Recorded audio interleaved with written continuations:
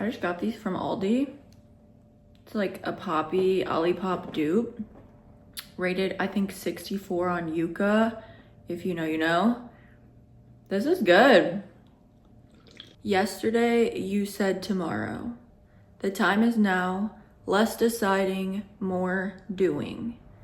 Hi guys, welcome back to the Interlinked Podcast. I'm your host, Ray, and I'm so happy you're here after the hell that I went through last week's episode that ended up getting posted a few days ago. This hopefully will be a better experience. I can't believe we are already on episode 4. Pretty crazy to me. But anyways, in today's episode, we are talking all things time. I'm here to convince you that time is a construct, and not even on some hippie shit, okay? This is backed in science and, spoken a lot about from various perspectives. But I'm gonna talk all about time, how you spend it, and, indecisiveness, and just living a more present life, because I think that we are all so conditioned to exist in autopilot, and it's so much more beneficial to live in the present moment. When I say time is a construct, I mean that time was invented for us to organize our daily lives. And as humans, we tend to categorize a lot of things, like putting everything in a little box so that it's easier to digest or easier for us to work with or work around. And we are so obsessed with time. We have to be on time for our meetings. We have to be on time for work. We have to be on time to pick up kids from school, or on time for a workout class, or else you get charged $10 to $20 for a cancel, okay? And all of these things, having time and having a schedule, is important for obviously having a job and the way that society operates. But I think that it's so unfortunate that we not only are slaves to time while we're thinking about all of the things that we have to do and the things upcoming. I recently just saw something where we can't even enjoy sleep because as time goes on, we're bringing work home and everything is accessible at the touch of our fingers. Like, we're expected to answer an email when we're off the clock. And, when Zoom became a thing, if there's a day where you shouldn't be in the office because something happened, now it's, let's just all work from home. Or you get home from your shift and you're getting calls and you're expected to get on your computer and you fall asleep thinking about the next day and all of the things that you have to do. And so the period that we used to have of relaxation that you had, as a kid, it doesn't really exist anymore. From the moment that you wake up to the moment that you go to sleep, you're constantly thinking about time and the things that you're trying to smash into such a short period of time. So I want you to think for a moment, when are points in your day where you feel like you give yourself time to exist in the present moment? And what I mean by that is, do you ever give yourself a moment of silence? Like, we're so conditioned, you go to use the bathroom, even if you're just going pee, you go grab your phone, and it's like, people used to have magazines in their bathroom, or, crossword puzzles. And now it's like, you just bring your phone in there, you bring your phone in the shower. All the moments where people used to have peace, or you used to have peace, are kind of occupied by some type of external stimuli. You're on TikTok, you're listening to a podcast, you're listening to music, and you don't really give yourself any time to just exist and be silent. You might be driving, for instance, and when I'm driving, I kind of go back and forth because sometimes I want to be listening to a podcast. Sometimes I want to be just busting out to some music. Other times I will find that I don't want to listen to anything at all. And I'll get in the car and I'll start driving. And it's those times where I realize, oh my God, when did the leaves change colors? Or when did they all fall off the trees? Like, when did the trees get bare? And you sit there and you're like, clearly that didn't happen overnight, but where did the time go? Or you're driving to work or something that a place that you typically go to, and you pull into the driveway and you're like, what? I don't even remember getting here. I don't even remember driving. Like, thank God I'm safe because I was just completely existing in autopilot for that entire drive. And we do this pretty frequently because we're all existing in this distracted state where we're allowing all of those cloudy thoughts or tasks or things that we are stressed about to occupy so much space in our mind that we can't even just let it go, even for a second. The only moment that is actually real is the present. Yet we spend most of our lives paralyzed by our past or fearful of our futures. What exists is the universe. Time is simply a language that we use to make sense of it all. Y'all know Einstein, pretty smart guy. He said that time is an illusion. The past, the present, and the future all exist simultaneously. Now, this can be pretty hard to wrap your brain around until you think about deja vu. You guys know what that is. You find yourself in a situation you swear happened before. Everything feels so familiar, and maybe the people are the same, maybe the people are different, but it could be just like one thing that someone says and you're like, wait, this happened before. And you look around and you're like having just that moment where you kind of collect yourselves. You tell them, they don't know what the hell you're talking about.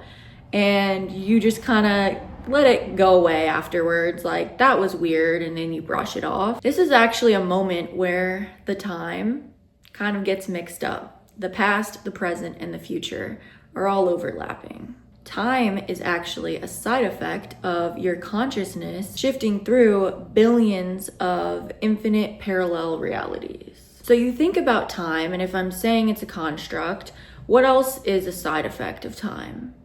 You might say, what about seasons? As I mentioned, you're driving in the car and time clearly passes for the trees to either shed their leaves or the leaves to change colors. Let's talk about how seasons are actually created, because maybe you don't know.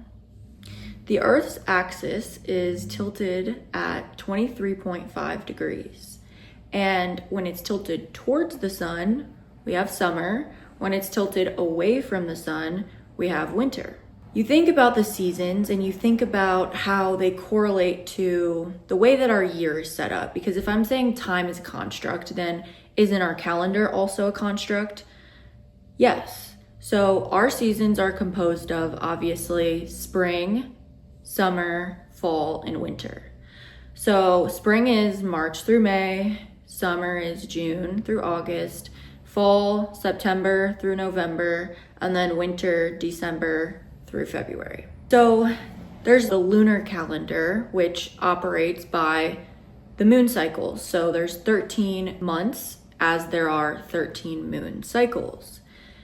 And with this lunar calendar, there's actually 28 days in each month and then 1 day for celebration. So every month is a clean 28 days and then just one extra day, and that makes up 365 days in a year. The cool thing about this is the year starts in April, as April means to open, and it ends in March. So this is backed by the concept of roots of the words of the months. So Septem is 7, Octo 8, Novem 9, and Decem 10.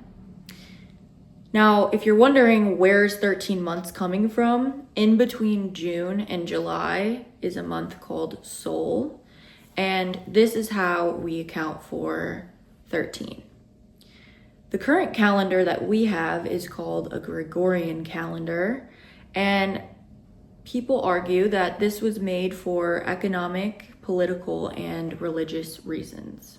The lunar calendar actually makes much more sense. As I said, it aligns with the moon. It also aligns with women's menstrual cycles and time. So I wanted to give a little bit of a background on time and just get you in the mindset of how we structured our society, but it was chosen.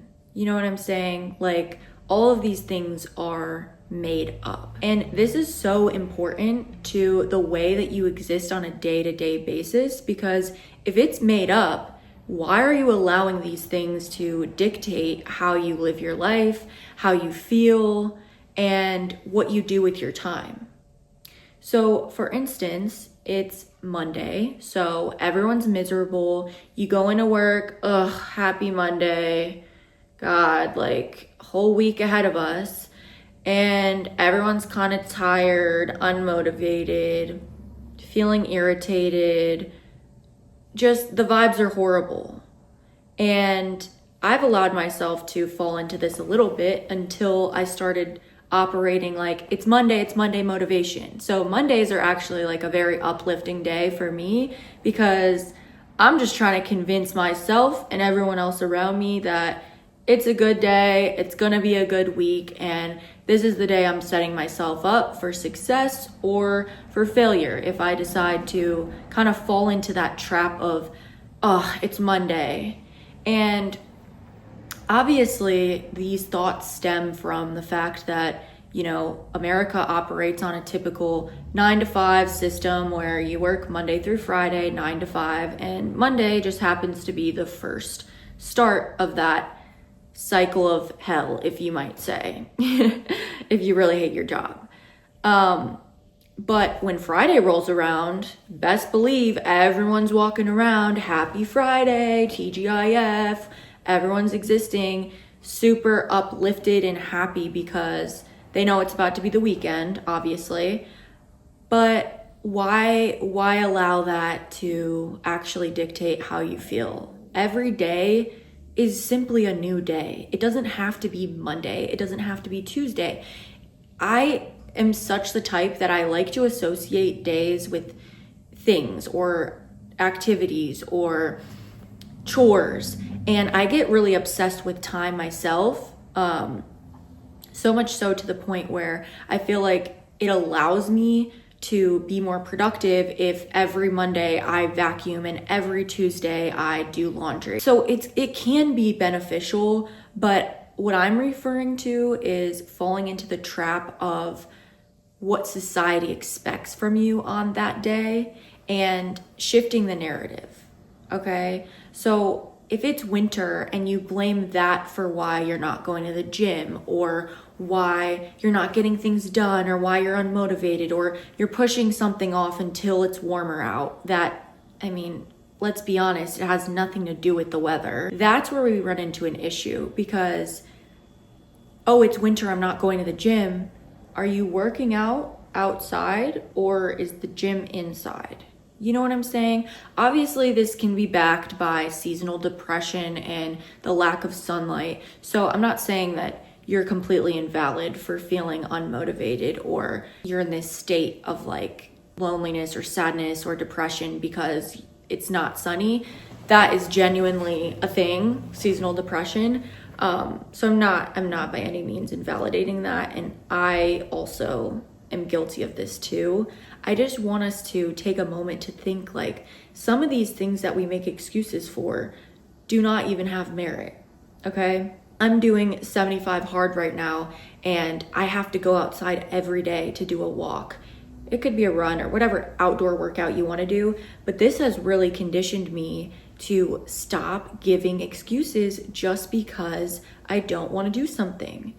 I've walked outside when it's negative 10 degrees out, like nose hairs are freezing and I'm not having the best time, but I'm also not having the worst time.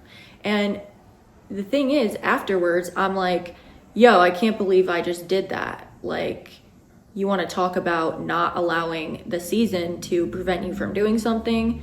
This is forcing me to do just that. So think about if you are operating really, really closely according to time. And also, you could even think about day versus night. In the morning, love the morning, having a good vibe, having good energy, feeling motivated, feeling positive. And then, oh, it's nighttime, and now I just allow myself to collapse or crash out or be in my feels or listen to music that makes me even more sad. This is obviously needed at some points, and you deserve to kind of exist in that darkness sometimes. But I'm just talking about if you do this every day, where it's like you start off really strong, and then when you get home, you're like, ugh, it's night, like I'm not doing anything. That's where it can become a little bit problematic. And I'm so guilty of this because I absolutely love the morning. I love drinking my coffee. I love the peace and the birds chirping and the sun coming through the window. Of course, when it's winter and pitch black, we don't get this lovely experience. But in general, I love mornings. Like, I literally can't wait to wake up in the morning because I love them so much. And then the evening is typically where I'll run into this issue of feeling unmotivated, getting home, just wanting to rot in bed, and just feeling like, ugh, it's nighttime, so this is acceptable. Like, everyone gets it. But again, we gotta work on that. We gotta work on not allowing the season, the time of day, the sunlight, all of these factors to dictate how we operate and the things that we can accomplish. Because there's people out here, my 5 to 9 after my 9 to 5, and they're really out here doing a lot. And I'm not saying we need to all be productivity monsters and just do, because as I mentioned, that's also very toxic. But just thinking about that a little bit more. And think about the emotions also that you attach to time. So like, oh, it's Friday night and you have FOMO because you start to see people's stories and they're out doing this and they're out with this friend group and you're feeling jealous. Why weren't you invited? Who fucking cares? Like, I've just realized now I love spending a Friday night at home. I don't know about y'all, but going to the bars, I mean, I'm not drinking right now, so I have no reason to go. But in general, Friday nights spent at home, they just hit different. Like, I'm at such a point now where I look back at high school and how upset I used to get when I would see people's stories. I would be an absolute wreck. Like, why was I not invited? Why didn't they ask me to come? I would get so upset for being left out of things, and people would make all types of excuses, and I just kind of learned, believe what you see. Like, if you weren't there, it's because you weren't thought of. And why would you want to be in a space that you weren't thought of in the first place? Like, why would you want to invite yourself to a setting where someone wasn't like, oh my God, I really hope she's there or he's there, So if you express like, hey, this really upset me, I'm kind of sitting here feeling like a little shitty that I wasn't asked to go. And if you really feel like you were disrespected, say something for sure. But don't make assumptions. Like, someone didn't respond to your text, but they read it. Who knows why that could have happened? They could have been reading it while they were driving, and now they have 20 minutes until they get home, so they don't respond until they get home. Or even after that, maybe they just forgot. Like, I'm not saying that you can excuse shitty behavior all the time, but like, I learned that when you don't get invited to spaces, if you don't get a text back, don't take it so personal. If this is a repeated behavior and it keeps happening, that obviously is a different story, but just slow it down. Slow down your assumptions, slow down your concept of time. That is where we're going to find true peace. And I really just want to encourage you to appreciate it. Appreciate life and appreciate the slowness of it all. Appreciate that the leaves don't change overnight. It takes time, and hopefully soon you'll be able to realize these changes because you place more focus on them happening rather than going over the future or the past in your head every chance that you get. When you slow down and you appreciate nature and you appreciate all these processes that are existing while you're just existing as well, it can be pretty rewarding. And when you think about progress, that takes time. Achieving a certain mindset wouldn't be as rewarding if overnight you just were able to change yourself and grow. But instead, you go through all of these experiences and you reflect back and you're like, oh my God, I remember when I used to get upset about this thing, or I used to not be able to just spend time in silence, and I look at my life now, and now that's a part of my routine every single day.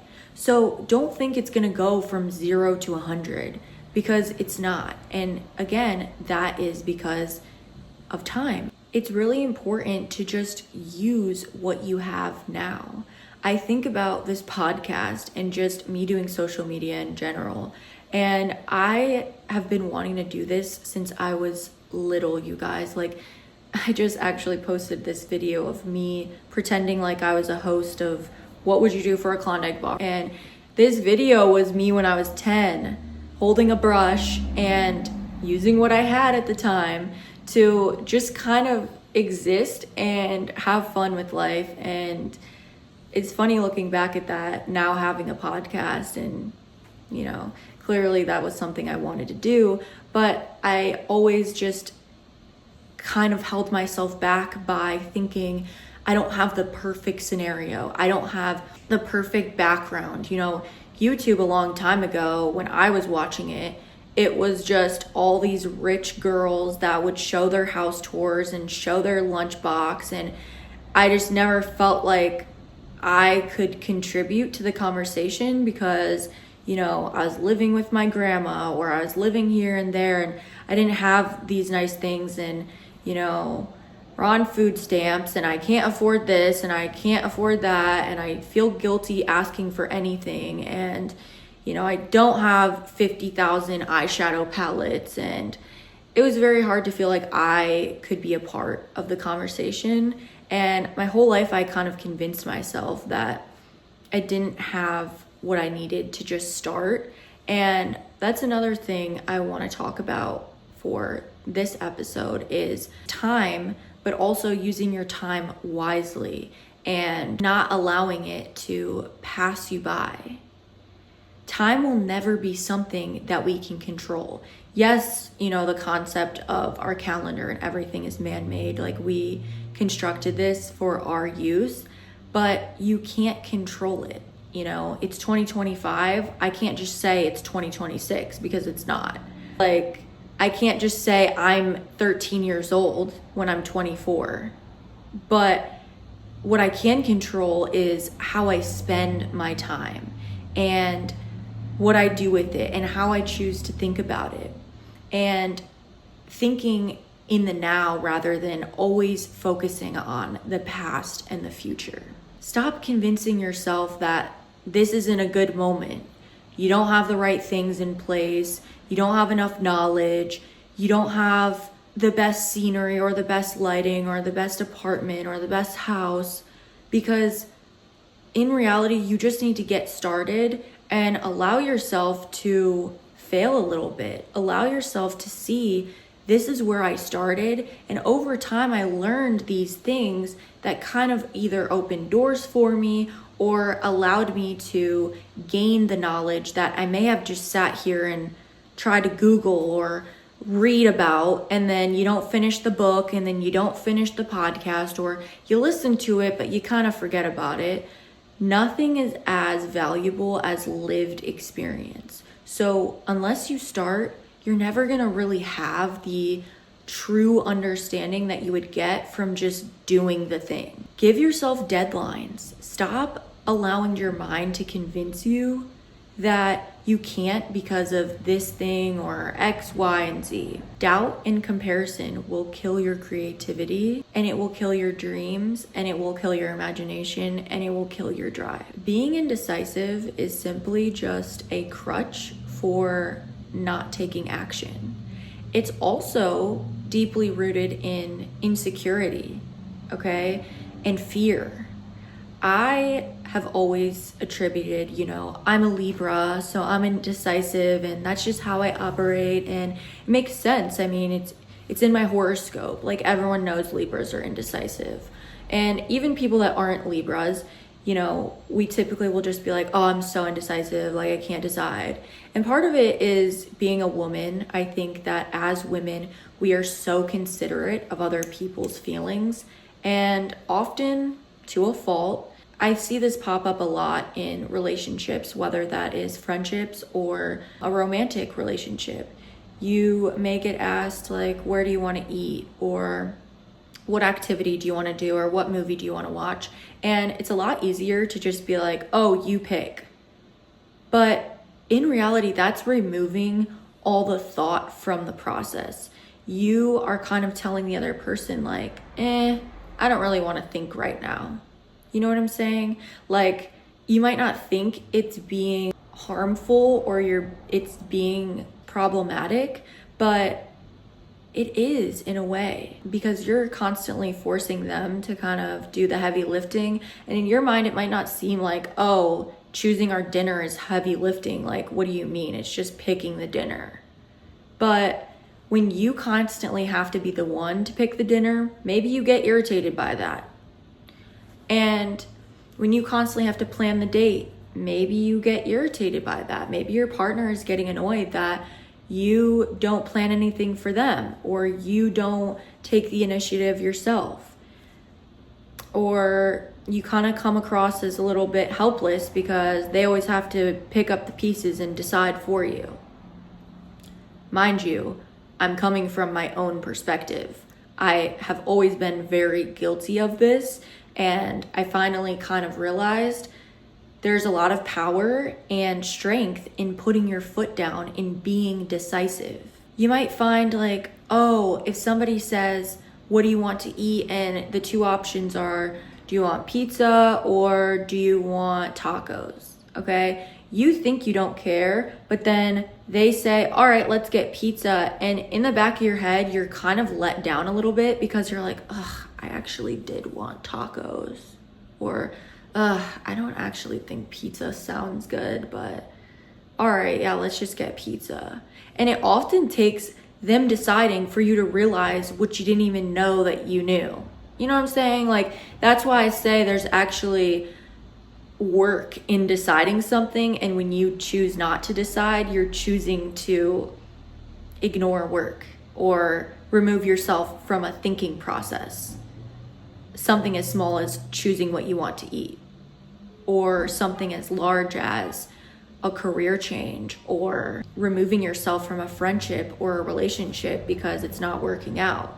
All of these things require work, and some things require more work than others, obviously, but we need to start getting more in tune with what we want and spending less time deciding and actually more time just doing the thing, or choosing the dinner, or breaking up with the person. Because ultimately, you probably know if you just allow yourself some time to think about it, or to write it down, or to talk to yourself, or to sit in silence, or to meditate. You give yourself that, and the decision, it should become a little bit more clear. We often forget that there's free will, okay? If something doesn't work out, at least you stood on it, or at least you made the effort to try it out. Or at least you put yourself in a situation where you might fail, but you also might succeed. And the truth of the matter is, you are not a time traveler. So as much as you like to think into the future and assess and analyze, okay, if I took path A, these are the outcomes that would happen. And if I took path B, these are the outcomes that would happen. And if I write down a pros and cons list, then I'll be able to see, okay, path A, I think this is what the future will be for that. These are maybe the good things about it. These are maybe the bad. These are maybe the good things about path B, and these are maybe the bad. Okay, now I'm ready to make a decision. But ultimately, that is all just what you think. And you have power in your thoughts, and a lot of your thoughts either come from reading up on things or your past experiences, but you cannot know for certain anything.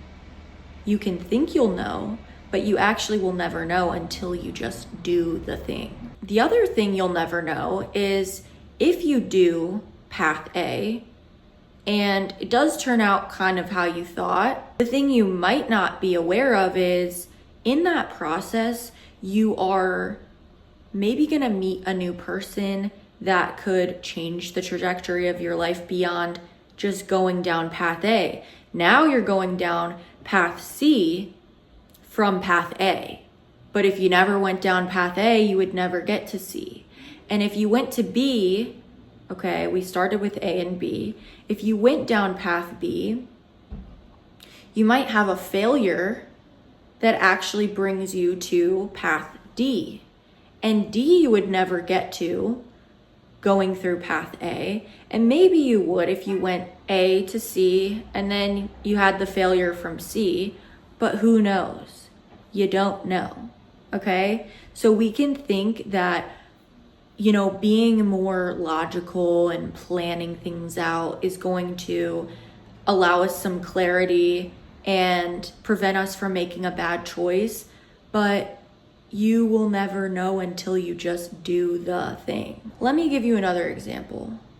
Do you get mad when your dog pees in your house for the first time? Not for the 18th time, but for the first time, if your dog pees in your house, you might get a little upset, but ultimately you give them grace because they don't know any better, okay? This is kind of their first time in the environment. They're used to being in a crate. They're used to being in somebody else's house, and now they have a new house, and it is kind of in their nature to mark their territory. So you also think about that as well, and you move forward. You decide to train your dog, and you set up boundaries, and you give them the time and energy of bringing them outside and verbal cues, and eventually your dog is now peeing outside. But that was a learned behavior. Your dog just didn't come in and know, I should pee on the grass. You had to train your dog. And I think a lot of times we don't give ourselves the same grace as we do either other people or, you know, our pets, okay? You have to give yourself the energy of learning something new or failing and thinking that that is okay. Because indecision, like I said, is actually your mind either having an insecurity or a fear of failure. And you might not think about it that way. You might keep continuing to tell yourself, oh, I'm just a perfectionist, or I'm a planner, or I like to be really, really sure and do a lot of research and be logical so that I can have the best possible scenario, or at least just the one that makes the most sense. But a lot of times that process of learning new information or gathering all of these sources to make you feel justified in your decision can either cause you to feel so overwhelmed that you just don't make the decision at all, or you end up choosing the one that's easiest because you're kind of just over it. Decision paralysis is real, and coming from someone who is a teacher, believe me guys, I make decisions all day long and exponentially more than the typical person. But even still, your regular person that works a job and exists in society, or just exists in your house. When you wake up, you're doing all of these things. Those are all conscious decisions, okay? So give yourself grace that you do make a lot of decisions, but the ones that really matter, do not allow yourself to just fall into a pattern of doing extensive research and putting these things off until you finally feel like you have enough information or the perfect place to live or whatever it may be. Stop putting it off and masking it with the label of perfectionism or logical reasoning. Don't try to take shortcuts. Sometimes decisions need to be made for us to wake up to something that we've been ignoring. The road is never going to be clear. I even do this with things that are typically viewed as leisure or, done for self-care. Like I might be really wanting something, okay? Like a new pair of jeans. And rather than just seeing the jeans on TikTok, seeing a girl that's wearing them and being like, those are really fucking cute, I like those, I'm gonna buy them, I will see the jeans, I'll click on the link, I'll go to the site, I will be overwhelmed with all of the things that are on there besides the jeans, and I might even add the jeans to cart, okay? But before I do that, I'm gonna look at the reviews extensively, especially the pictures. I'm gonna be swiping through, even though I already saw them on this girl. Maybe she doesn't have the same body type as me. So I'm flipping through reviews, kind of trying to find somebody that looks like me. And then I might look into the fabric and I might look into the rest of the website, as I said.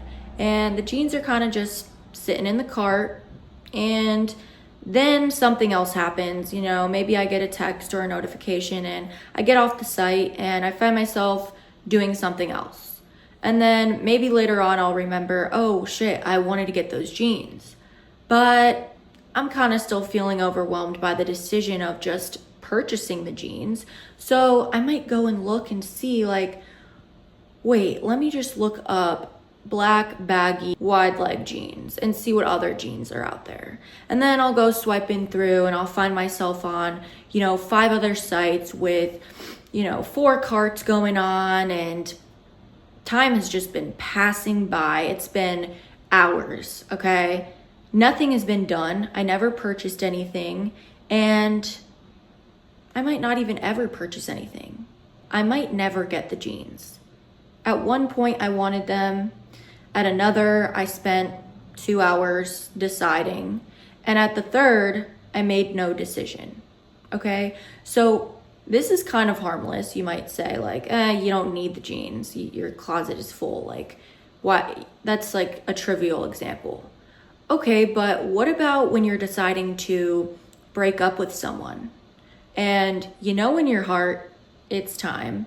You might have wrote about it in your journal, or you talked about it with your sister, your friend, your parent, and you've went on TikTok or you went on Twitter and you looked through these relationship accounts and you listened to a podcast and you read a book and you try to fix the partner, and all of this is like wasting time, mind you. And then maybe you just never make the decision because you're afraid, if I break up with them, maybe I'm gonna have regret. Or maybe I'm not gonna be able to have this experience. Or maybe it will be the wrong thing and I wasn't supposed to break up with them. All of that is your decision ultimately, but choosing to waste time figuring it out is only going to result in either you feeling too overwhelmed to take action, or to be upset that you didn't do it sooner, or to just lose confidence in your own intuition. Because the thought of breaking up, that had to be a thought. It had to be a feeling that you had, or else you wouldn't be thinking about it, okay? So by pushing it off, by asking all these people for advice, by seeking outside or external validation for your decision, you are now in a state where you're not trusting yourself. And that can become a really, really bad pattern, because something as big as a relationship, obviously, yeah, you want to get other input. You want to make sure it makes sense and not jump to a rash decision.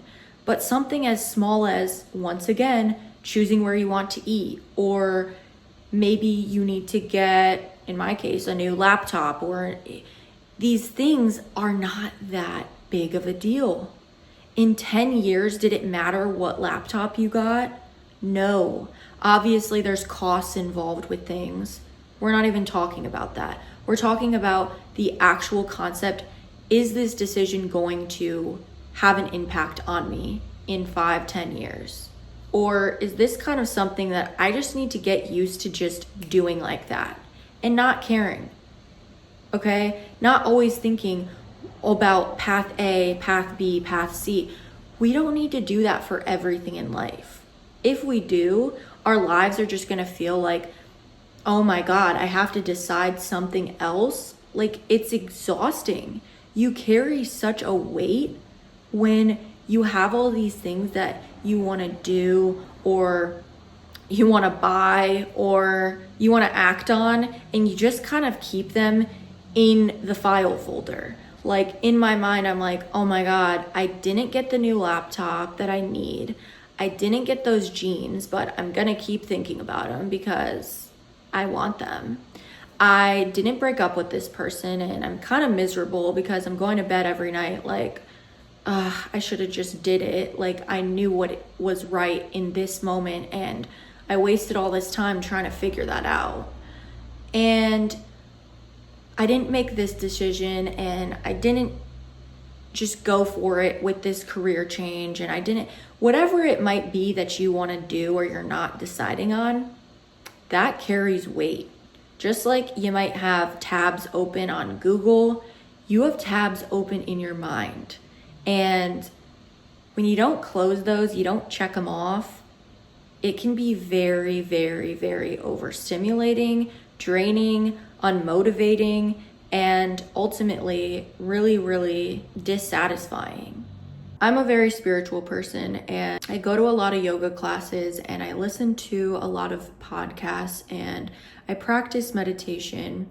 And all of these practices frequently remind me that time is fleeting and you don't have to choose to focus on that. When you remove yourself from the bounds of time and you simply focus on what you can control right now, living in the present moment, you free up so much space and energy for you to focus on the things that you actually can control. As I mentioned, what you do with your time, the people that you surround yourself with, the thoughts that you have, the places that you go, the food that you eat, the mentality that you have. And I think a lot of this starts with just giving yourself more grace and, as I mentioned, being more decisive in your actions. So I went to a yoga class on MLK Day and it was a really powerful experience because she was playing the I Have a Dream speech and, you know, you're listening to his words and how powerful they were at the time and still are today, and the conviction in his voice. And a lot of the class was focused on giving yourself grace, okay? You may have a dream or a goal, but giving yourself the time and the compassion to know that you will get that goal as long as you apply yourself, but it's not going to happen overnight. The woman running the class mentioned a phrase or a term called ahimsa. I believe I'm pronouncing that correctly. And this is just non-violence, okay? This can be within yourself. So it might look like not pushing yourself as hard at the gym or even during a yoga class when they're asking you to do something that you're like, yo, like I am not this flexible. I cannot move my body like that. but you kind of force yourself to do it because you're like, I don't want to look stupid. Like, this girl next to me, she's really eating down. Like, I need to keep up with her.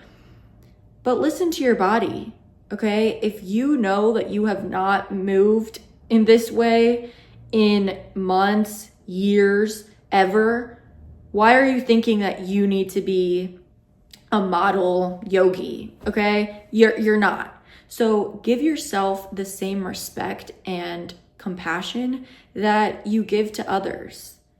The advice that you give to others when they're struggling. Do you give that advice to yourself, or do you just assume that you need to suck it up and move forward and zoom ahead to the goal that you're trying to get? She mentioned the practice of finger touching. So if you feel like you are overcome with emotions, or you're really struggling because you have to make this decision that feels really, really heavy, and you're kind of like in this crossroads of what do I do? Time is passing by, I'm overwhelmed, I don't feel like I'm doing enough. This might be something that you incorporate into your daily life. And this practice of finger touching requires you to think about a phrase or a mantra that is important to you and associate each word or syllable with your fingers. So for instance, if you feel like your mind is exploding and you have a million decisions to make, you could repeat, peace is within me, or peace is within me. So it doesn't matter how you decide to structure it, because again, you have free will. No one is telling you, oh, that wasn't the right number of fingers, okay? Do it based on how you feel, and do it with a phrase that speaks to you or calms you in a moment where you feel like you don't have either the time to calm down or the strength to just slow yourself down. Maybe you're struggling because you feel like you are always seeking external validation, right? This kind of goes with the lack of decision making. You could maybe repeat to yourself, I have everything I need to move forward. Again, if you want to do it by syllables, I have everything I need to move forward. Okay? And by associating it with your fingers, you're seeing that it's actually causing me not only to speak slower, but to kind of feel the emotion associated with every word. Like, the light is within me. So I'm thinking about, okay, light, me, within. Every word has a lot of power to it. And again, this can work for any mantra or phrase that you are interested in incorporating into your daily life. I know one of the ones I always repeat is, I don't chase, I attract. What is meant for me will come. So with my fingers, I might say, I don't chase, I attract. What is meant for me will come. Okay? And again, any phrase that you're interested in, or any time that you need just a moment of peace and you need to slow down, try this out and see how it goes for you. Also, in this yoga class, we did a breathing technique where you breathe in, and on your exhale, you actually stick your tongue out, okay? You're gonna look crazy, but it kind of just allows you to feel more free. Like, if you're someone that's always feeling like, even when people don't know, you know, they're looking, you know. Did that make sense? So like, if you're in a coffee shop, for instance, think about that.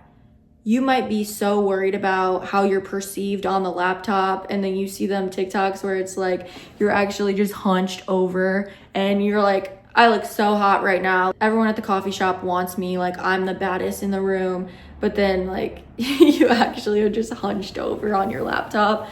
Like, I think about those situations where I'm just always so aware of how I'm being perceived, and it's nice sometimes to just do things that are allowing you to take that mask off a little bit, like be a little bit more free.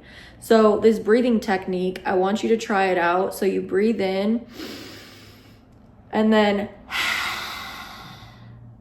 okay, so you stick your tongue out, and it's kind of meant to just let it out.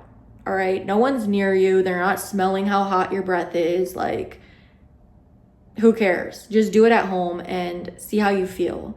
Breathing in general is such a calming practice. If you're someone that has anxiety, breathing can bring you so much clarity, and there's 1,000 different techniques that you can do.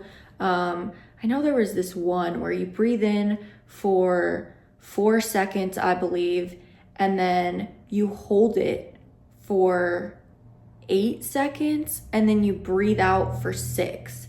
So it's like, since you're breathing out longer than you breathed in, it like allows your mind to kind of reset, or you just kind of have a feeling of calmness that comes over you. Don't quote me on the exact times, but yeah, I thought that was pretty cool. So maybe look up more breathing techniques if you are in a situation where you are feeling overwhelmed and you have to make this big decision. Try the finger tapping and then also a breathing technique. So I know that this episode went kind of in a million different directions, but I hope it felt like a logical progression. I hope that you got a little bit of knowledge of, what is time? Why does it matter? How do we use it? Why is it important to understanding what I'm doing and how I'm perceiving the days and the weeks? And am I allowing those things to change my emotions? And on Mondays, am I feeling groggy, and Fridays I'm feeling happy? Like, just think about that again. And if you catch yourself falling into that trap, just take some energy and try to change it. It's not going to happen overnight, but over time, you'll start to realize that you do have a lot more power than you think. Take more time to appreciate the present, and don't allow yourself to fall into this autopilot when there's moments of silence. Instead, use those moments to be introspective and understand your thoughts and what you're going through. And if big decisions need to be made, how are you feeling about that situation? Call less upon other people when making a decision and gathering information. Instead, just do. Let go of the fear of failure and the fear of going down the wrong path, whether it be A, B, C, or whatever. And instead, think about, no matter what you decide, there can be a light in that situation. And if it brings you darkness, you can grow from that. Give yourself more grace and practice ahimsa, nonviolence, within yourself. If there's peace within you, you will bring peace wherever you go. So by being nonviolent to yourself, you're actually furthering your nonviolence to others as well. Learn to slow down and just appreciate the present moment. Thank you guys so much for listening, and I hope that you got something from this episode and you found it either inspiring, motivating, or just relatable. That's always my goal. Next time I see y'all, you're gonna be like, oh my God, she was right. How is it already Thursday? Time is flying by and the decisions are not going anywhere. Don't allow everything to build up. Clear your file folder. If the disk is full on your computer, think about the disk in your brain.